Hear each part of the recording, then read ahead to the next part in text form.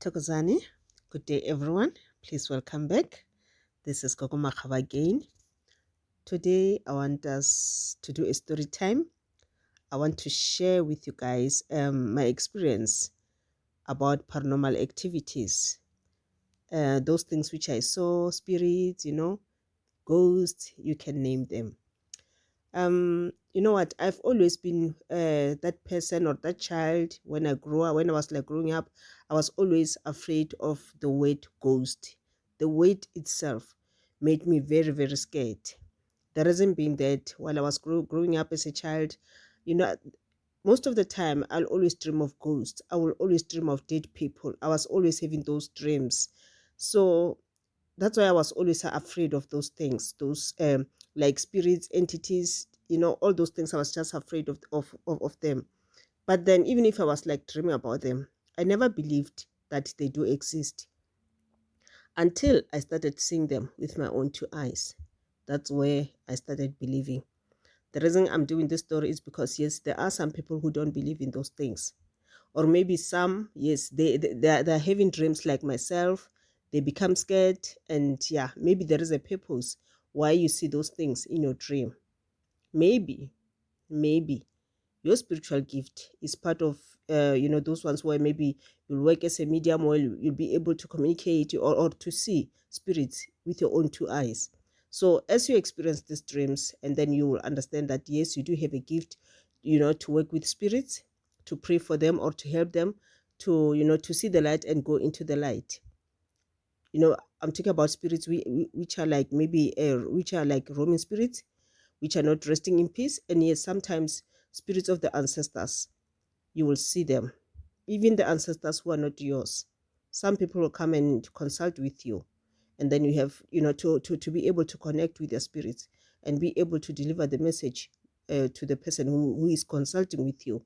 That's one of the reasons why I was like having those type of dreams, and that's one of the reasons why you are also having those type of dreams. So if you do understand your dreams, and then you'll understand the work which you are supposed to do as a spiritual person. Okay.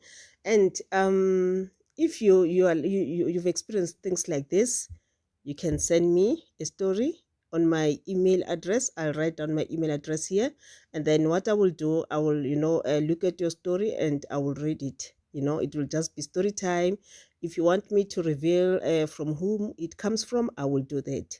Let's do this, guys. Okay. For the past years, I've always been, working far from home. You find that where I'm working, maybe I'm working in another city or another town, maybe around 600 kilometers from my place or 300 kilometers from my place. So I will always work from one town to another. So, when you're working on projects, you go from one place to another. I find that now I have to go to this town. We are currently constructing this some projects. I find that maybe we're like constructing power stations, constructing railway lines. These are the type of work which I've always been doing. I've studied civil engineering, so I've always worked as a supervisor for construction, supervisor for civil engineering. Yes, those type of things. Those are the type of works which I've always been doing. So what happened was, like, I was working far from home as usual. So as I'm working far from home, you find that it will depend. If it's about 300 to 350 kilometers, I will always go home on weekends to see my kids. Friday I go home, Sunday in the afternoon I go back to work, and at the workplace I'll have to rent a flat or any place where I can stay for the week. Okay. And if like it's 600 kilometers, 700 kilometers from home, then obviously I won't be able to travel every week. What I will do is maybe I'll go home every month and to go and see my kids. So what happened was that my story time starts like this. We had offices on the construction site. Our offices were movable offices so that after completion of the project, it can be moved to another site. There were big offices and smaller offices. The big offices will be maybe about 6 by 10 meter long. The office was suitable to accommodate up to 15 people. Inside the office, there was two more small offices, for the managers. There was also two toilets inside the office, one for the ladies, one for the men. The toilets had a main entrance door, and inside on the right hand side of the main entrance door, there's a basin and a tap to wash our hands. Then opposite the basin, there's another door which leads to the ladies' toilet, while opposite the main entrance door of the toilet, there's another door which leads to the gentleman's toilet. I've always had a feeling that there was a spirit or a ghost in our office. During the week when everyone is around, you can't feel it, but I'll always feel or sense it whenever I'm alone, or if maybe there's two or three of us in the office. I'll hear as if doors are being opened, maybe sometimes they're closing, sometimes hearing some bangings here and there. At first, I thought it was only me who can hear, feel, or sense it, because maybe because I'm a spiritual gifted person, and therefore I was afraid to tell my colleagues what I hear. Until one day, one of our colleagues brought the subject because she can also feel and sense what is happening. That's when I knew that my senses were correct all along. There's a spirit or a ghost in our office.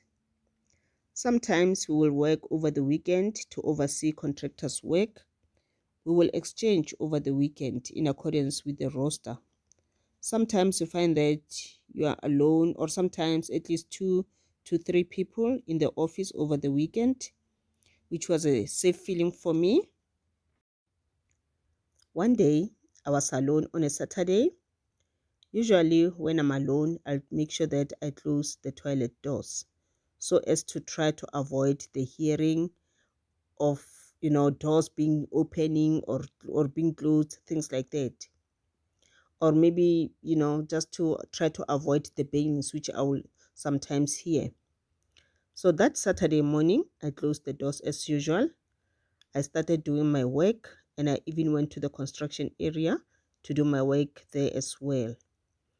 At around 3 p.m., I came back from site into the office to write a report. And then after that, I was planning to knock off.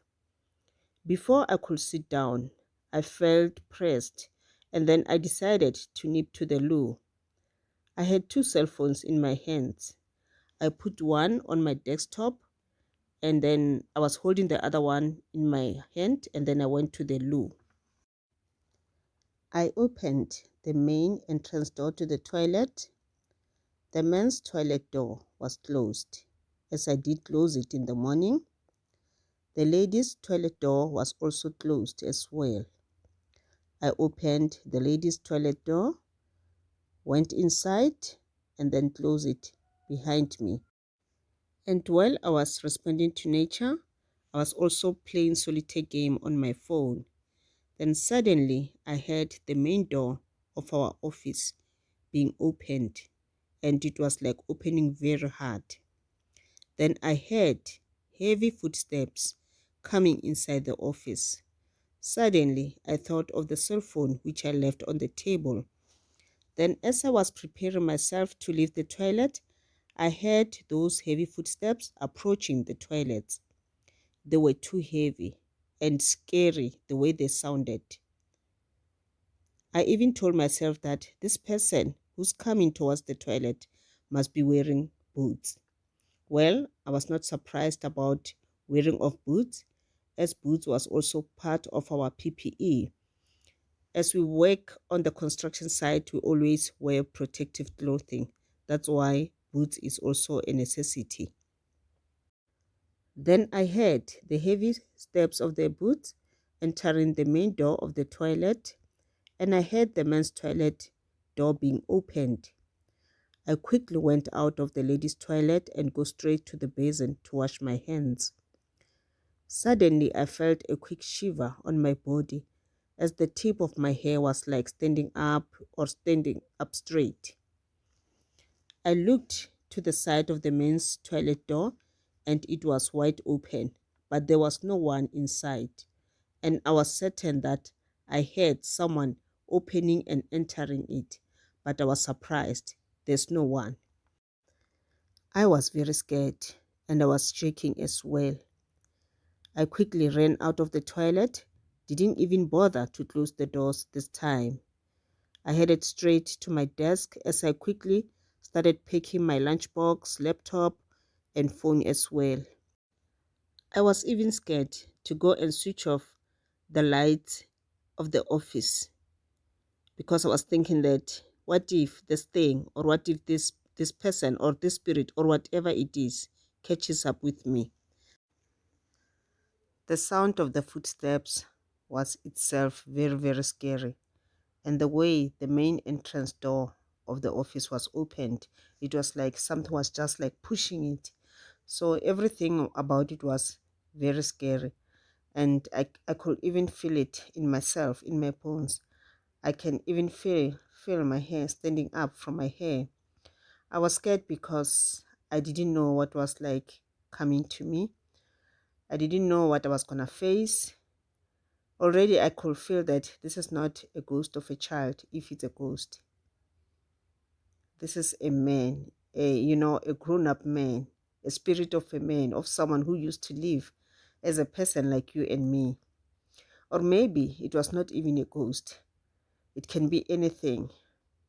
It can be an entity. It can be a demonic entity. So that's why I was so scared. Obviously, I could feel in myself that whatever it is, this is not, a spirit of a person who's looking for help, who needs prayers, who needs, to be shown the light so that he can cross over into the light. No, but this was something more demonic, something very scary. So I had to get out of the office to protect myself, because sometimes when these things comes to you, it feeds on your fear. When you are more scared, it feeds on you, it becomes more powerful, and it can do anything to you. It can attack you, it can attach itself to you, it can possess you, so it can do many things.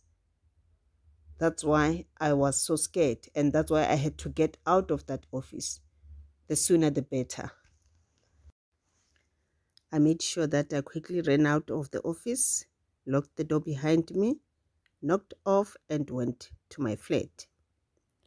The following day was Sunday, and I had to go back to work. So I went to work, and then I unlocked the main entrance door, entered the office, and the first thing which I did was to connect my laptop. I was doing that while standing up. As I was about to sit down on my chair, my intuition said to me, look at the main toilet door. Then I took few steps towards the toilet door, and suddenly I saw that it is now closed. Remember, yesterday I was very scared to such an extent that I didn't even close it. It was wide open yesterday when I left, and I was the only one at work during that weekend, so there was no one else. Then suddenly I started feeling that I felt yesterday, the shiver, my hair standing up. And then I felt scared again. So I decided to leave the office. This time I didn't even take my laptop. Remember, I've connected it. So it was going to take few minutes to unconnect it. So I was scared that maybe this thing, it will catch up with me. So I rather get out of this office before something hit me, or before I see something which I'm not ready to see. So I quickly ran out of the door, locked the office, and then I went to another office, which was like about maybe 5 to 6 kilometers from our office, meaning that in the office blocks where my office was situated, there was no one around that weekend. It was only me. So I had nowhere to go but then to go to the other offices, which are a little bit further from where I was. So that was it. That was the paranormal activity which I did experience that day. We are going to have part 2 because the story still goes on. some things happened thereafter. In the following days, some things happened which really did scare me. So I'm going to share them with you in another video. Thank you so much, guys. I hope you enjoy my story, and I hope that you will send me your stories on my email address, and then I'll read your stories, share it with other people. Maybe we'll learn something from our stories. Thank you so much, guys, and have a lovely day. To goes.